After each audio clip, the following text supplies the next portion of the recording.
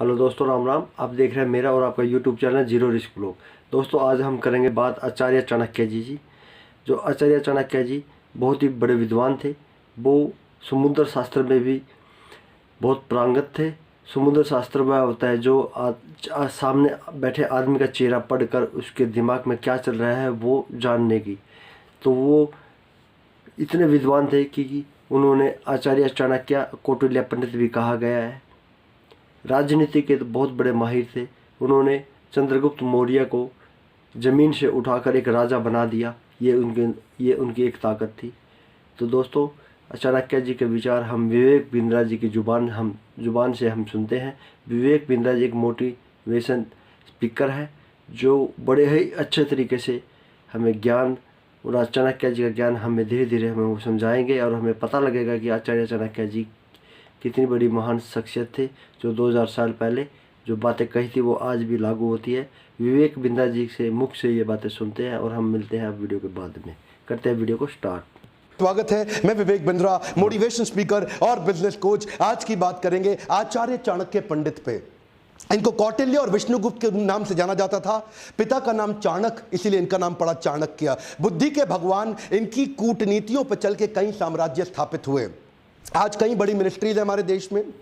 Education minister, home minister, finance minister, defence minister, foreign minister, ये सारी सबसे important ministry हैं। और ये ऐसे व्यक्ति थे जो सारी मिनिस्ट्रीज अकेले देखने में सबसे ज्यादा सक्षम, और इनसे ऊपर प्राइम मिनिस्टर, ये खुद आगे चल के चंद्रगुप्त मौर्य के प्राइम मिनिस्टर हुए। नालंदा के विश्वविद्यालय में ये एक प्रोफेसर थे, एक शिक्षक थे। शिक्षक होने के साथ साथ इंटरनेशनल डिप्लोमेसी कैसे बिल्ड करनी है, पॉलिटिकल गवर्नेंस कैसे लाना है, प्लानिंग कमीशन को कैसे तैयार करना है, ऑडिटिंग मैकेनिज्म को कैसे तैयार करना है, इन सब में ये इतने एक्सपर्ट व्यक्ति। अगर आप भी बुद्धि अपनी बिल्ड करना चाहते हैं, बुद्धि का विकास चाहते हैं, इस वीडियो को ध्यान से देखिए। ये समुद्र शास्त्र में भी पारंगत थे। क्या होता है समुद्र शास्त्र? एक इंसान से बात करते वक्त उसके चेहरे को देख के बता देंगे कि व्यक्ति सोच क्या रहा है। इतना एक्यूरेट प्रोडिक्शन देंगे उसके बिहेवियर के बारे में, उसके इमोशंस के बारे में, उसके रिएक्शंस के बारे में। ये एक्सपर्टीज इनको आगे चल के कई साम्राज्य को स्थापित करने में इसकी मदद करी। इनके बचपन से शुरुआत करते हैं। एक बार चाणक्य बाहर बगीचे में खेल रहे थे। पीछे से इनके घर में एक एस्ट्रोलॉजर ज्योतिषी आया, जो उनकी मां से जब मिला तो उन्होंने चाणक्य की पत्री देख के बोला कि ये तो आगे चल के इसके जीवन में राजयोग लिखा है, ये आगे चल के देश का बड़ा प्रधानमंत्री भी बन सकता है। मां सोचने लगी अगर ये प्रधानमंत्री बन गया तो ये तो मुझको भूल जाएगा। तो उन्होंने कहा क्या ये बात सच है? बोला इसकी पुष्टि करनी हो तो चाणक्य के दांत को देखना, सामने वाले दांत पे उसके नागराज का एक चिन्ह होगा। और वो पुष्टि करने के लिए जब मां ने बुलाया तो देखा कि चाणक्य के दांत पे वो चिन्ह था। तो मां रोने लगी, बोली तू आगे चल के राजयोग के चलते प्रधानमंत्री बनेगा, मुझको भूल जाएगा। इतना सुनते ही चाणक्य ने पत्थर उठाया और अपना दांत तोड़ दिया और क्या बोला, मां तेरे प्रेम के चलते मैं ऐसे हजारों राजपाट तुरंत खत्म कर दूंगा। इससे पता चलता है चाणक्य को कभी सत्ता का लोभ नहीं था। आगे चल के देशभक्त चाणक्य तक्षशिला के प्रधानाचार्य बने, प्रधानाध्यापक बने। उन्हीं दिनों सिकंदर पूरी दुनिया को जीतते हुए भारत की तरफ बढ़ रहा था।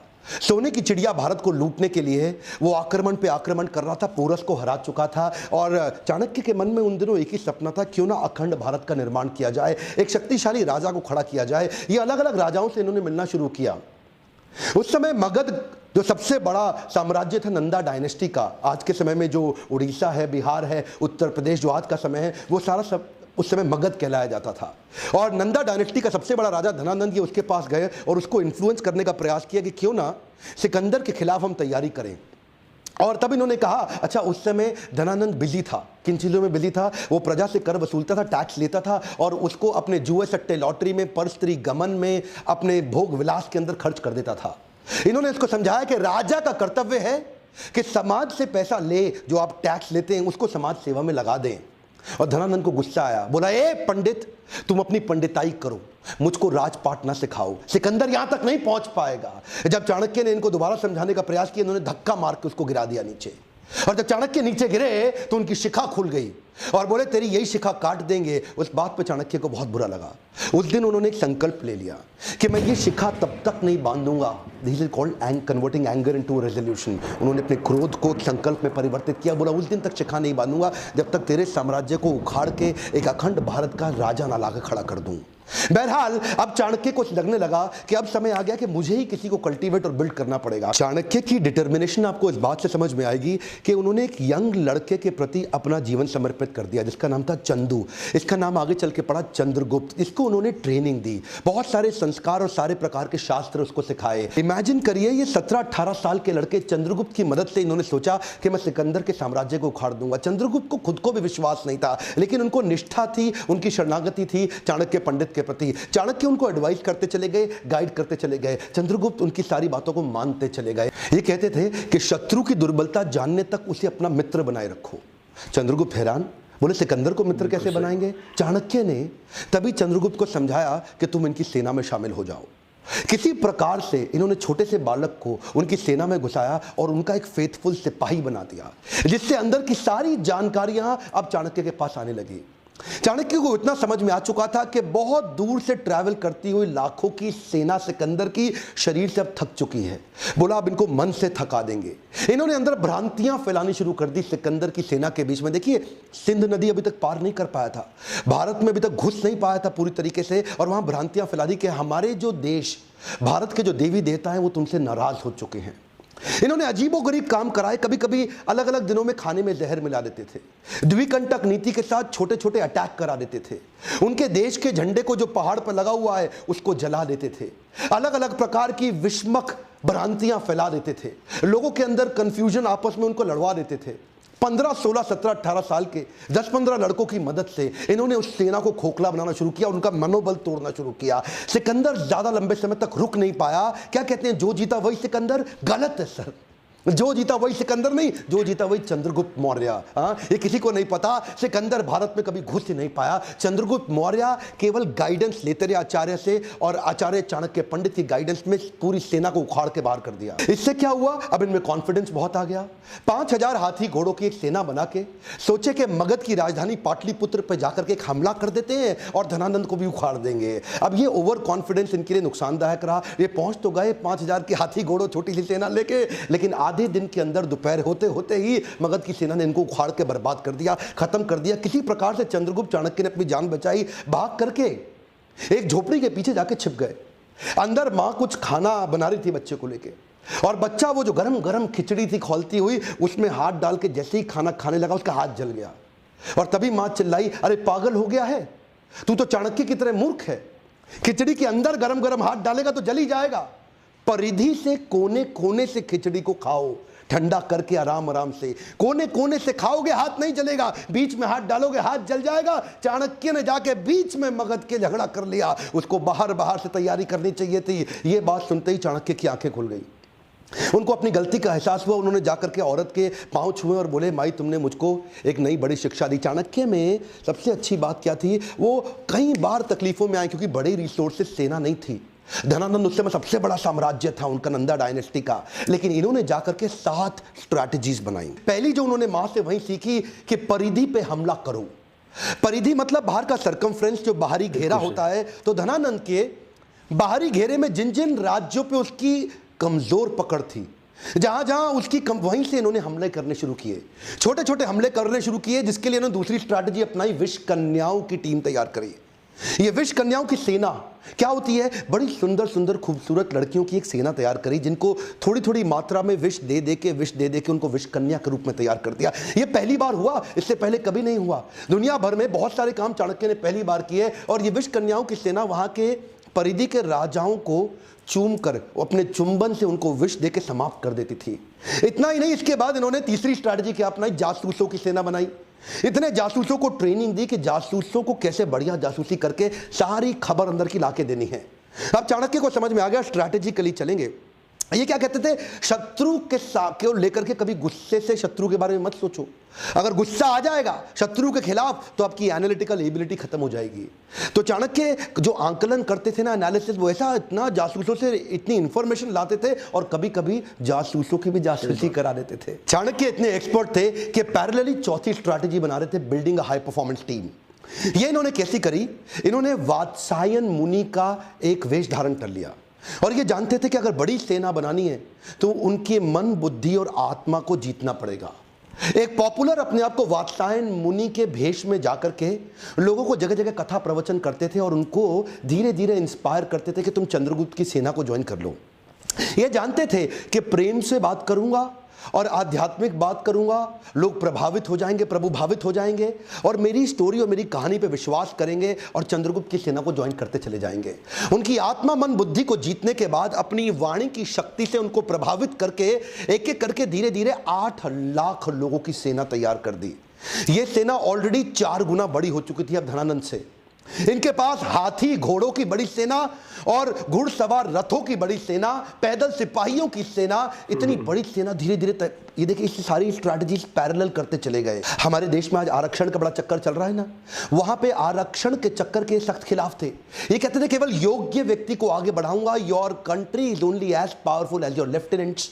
तो अपने लेफ्टिनेंट को चूज करते थे, जो आदमी योग्य है उसी को आगे बढ़ाते थे। उनके ट्रेनिंग कैंप्स पे क्या कहते थे कि राजा को अपने आसपास के लोग बुद्धिमान और योग्य रखने चाहिए, चापलूस लोग नहीं चाहिए जो केवल आपकी तारीफ करते रहे। चाणक्य श्लोक बोलते थे, दुर्जनेषु च सर्पेषु वरम सर्पो न दुर्जना, सर्पोदंशति कालेना दुर्जनस्तु पदे पदे। चाणक्य कहते थे दुर्जन मतलब दुष्ट व्यक्ति और सर्पेशु मतलब सांप, इन दोनों में से सांप अच्छा है।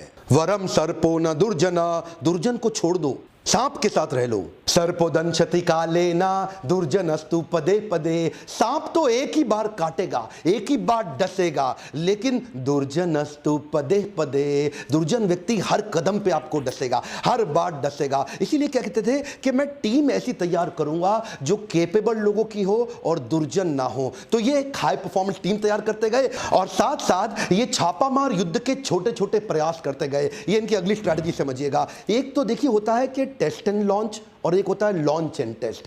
टेस्ट एंड लॉन्च क्या होता है, पहले छोटे छोटे टेस्ट करो, पायलट एक्सपेरिमेंटेशन करो, छोटा टेस्ट करो और उसके बाद उसको वैलिडेट करो। और दूसरा क्या है, पहले लॉन्च कर दो और बाद में देखना टेस्ट करके रिजल्ट आया कि नहीं आया। जो पिछली गलती करी थी 5000 घोड़े सैनिक के साथ, वो क्या था, पहले लॉन्च कर दिया, बाद में टेस्ट से पता चला कि ये फेल हो गए। अब क्या करते थे, अब कहते थे अभ्यास करेंगे।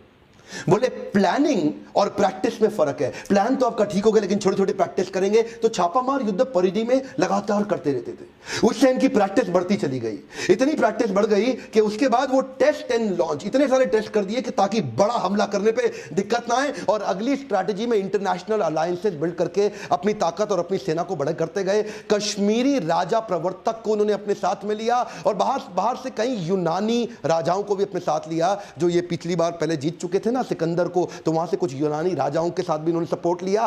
पोरस का भी सपोर्ट अपने साथ में लिया और कई समुद्री लुटेरों को भी अपने साथ में अपनी सेना में बनाया। इतनी बड़ी सेना बना करके ये 7 स्ट्रैटेजीज मिला के इकट्ठे चलते चले गए। एक एक करके अंदर घुस के पूरी धनानंद की नंदा डायनेस्टी को उखाड़ के खत्म कर दिया।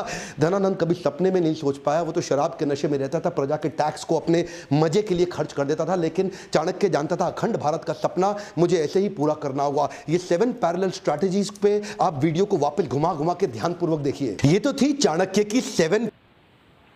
तो दोस्तों आपने ये वीडियो देखी, बहुत ही मज़ेदार वीडियो थी।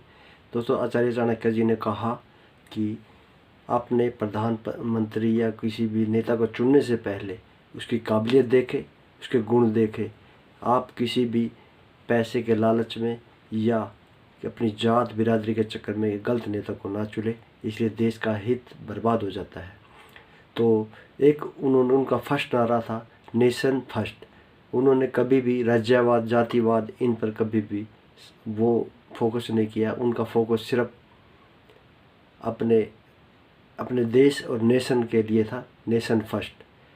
और उनसे एक और बात सीखने को मिली है, जब वो उनकी ईमानदारी का पता यहाँ से लगता है कि जब उनसे एक चीनी राजदूत मिलने के लिए आया तो उन्होंने उनसे पूछा आपने किस विषय में बात करनी है, पर्सनल बात करनी है या फिर किसी मतलब या हमारे मतलब राज्य या देश के बारे में।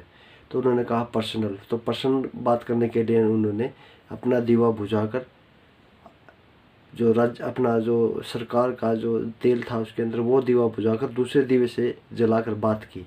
तो चीनी राजदूत ने पूछा भाई ये क्यों? तो चाणक्य जी ने कहा क्योंकि ये बात हमारी पर्सनल है, इसलिए मैंने ये दीवा भी पर्सनल जलाया। मैं पर्सनल बातों के चक्कर में जो अपनी सरकार या अपने देश का तेल नहीं जला सकता।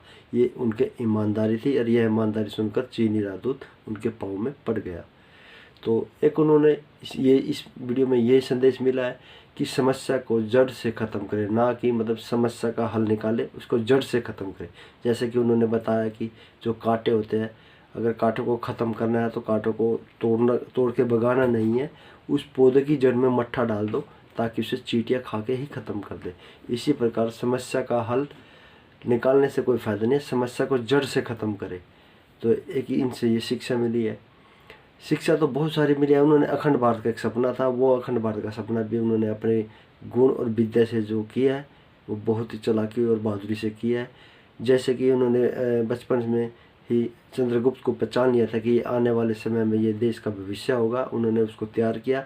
वो आँखों में देखकर, अगले के सामने वाले की बातें देखकर वो पढ़ लेते थे कि इस बच्चे का भविष्य कैसा है, क्योंकि वो समुद्र शास्त्र में भी पारंगत थे। समुद्र शास्त्र में यही शिक्षा दी जाती है कि सामने वाले का चेहरा और आंखें पढ़ के वो बता सकता है कि ये आने वाले दिनों में कैसा बन सकता है, ये इंसान के गुण कैसे हैं। एक उन्होंने ये कहा भी अगर आप कहीं नौकरी पेशा करते हैं तो कहीं भी अगर आप अपने मित्र, आलसी मित्र है उसके पास कभी ना बैठे, उससे यारी ना करें। कभी भी अपने मिलना और यारी अपनी दोस्ती निभानी है तो एक अच्छे और कर्मठ और ईमानदार दोस्त से ही दोस्ती करें। आलसी और जो निकम्मे आदमी के साथ कभी भी अपनी दोस्ती ना करें, क्योंकि अगर आप उनके साथ बैठोगे तो जो आपकी कंपनी का बॉस है वो आपसे नफरत करने लग जाएगा। तो इसलिए अच्छे आदमी से मतलब दोस्ती करो। तो बहुत सारे इस वीडियो में हमने गुण मिले हैं जो आचार्य पंडित जी के, मैं शब्दों में उनको बयान नहीं कर सकता। इस वीडियो में आपने जैसे सुना है, पता लगा है। तो आचार्य चाणक्य जी कितने बुद्धिमान थे। उन्होंने अखंड भारत की जो स्थापना की थी तो वो बहुत बड़ा सपना था और उन्होंने पूरा भी किया। उन्होंने एक बात और मुझे याद आ गई, उन्होंने एक बात कही थी कि अगर दुश्मन को अगर मान लें दुश्मन से अगर आपने बच के रहना है तो उसकी कमज़ोरी है जो मतलब उससे रिश्ता बना लो। अगर आपने उनसे रिश्ता बना लिया तो वो कभी भी आपको दोबारा अटैक नहीं करेगा, क्योंकि उसका एक परिवार से रिश्ता होगा, जुड़ जाएगा, तो उस परिवार में दोबारा मतलब वो नुकसान नहीं करेगा। ये भी बहुत अच्छी बात कही थी। तो दोस्तों इस वीडियो में आपने क्या शिक्षा मिली है आचार्य चाणक्य जी से, उनके विचारों से सुनकर आपने जो भी शिक्षा मिली है हमें कमेंट बॉक्स में बताएं। तो विवेक बिंद्रा जी ने बड़े ही अच्छे तरीके से समझाया, एक्सप्लेन किया। मैं विवेक बिंद्रा जी का भी धन्यवाद करता हूं और आचार्य चाणक्य जी को मैं प्रणाम करता हूं। इसी के साथ मैं यह वीडियो ख़त्म करता हूं। दोस्तों मिलते हैं फिर किसी नेक्स्ट टॉपिक पर। धन्यवाद।